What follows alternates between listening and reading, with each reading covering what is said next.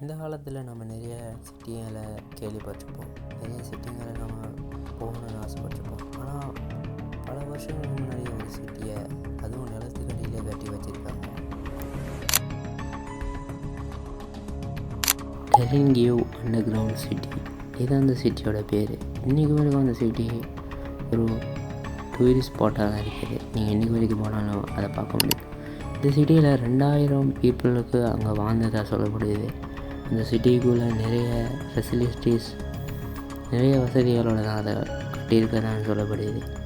எனவே அது 1961 தான் இந்த சிட்டியை கண்டுபிடிச்சிருக்காங்க. அதுவும் துருக்கியில் கண்டுபிடிச்சவங்க என்ன சொல்லியிருக்காங்களா, இந்த சிட்டி 1000 வருஷத்துக்கு மேலே பழமையான ஒரு சிட்டி.